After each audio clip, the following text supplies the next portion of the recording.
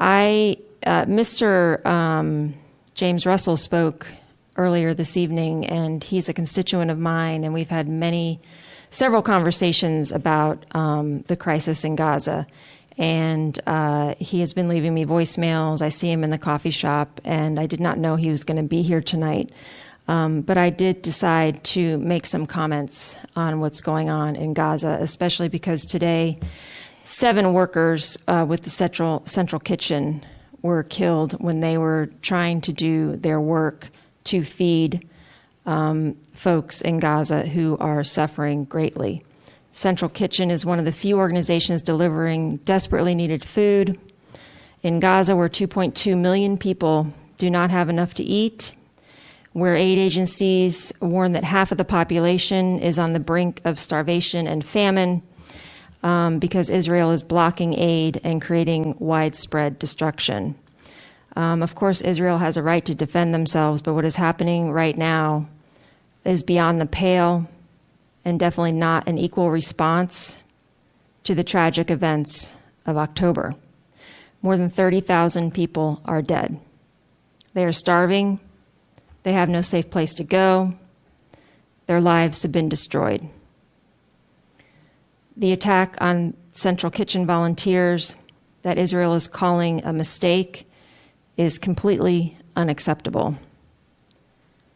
We were concerned about Benjamin Netanyahu's authoritarian tendencies before the events of October 7th, and I don't think we have any reason to feel any different, and I believe the actions are showing this. We do recognize that Hamas is a terrorist organization, but to gut hospitals and kill patients and doctors and to kill folks that are trying to feed people is appalling to me at this point. Israel even struck what they called a Hamas target in Syria today, an Iranian embassy. So if we don't think that continuing to write blank checks to Israel will not spread disaster across the Middle East, I think we are wrong. The same thing can be happening that we actually recognize with Russia going into Ukraine. And I think unequivocally our community is hurting.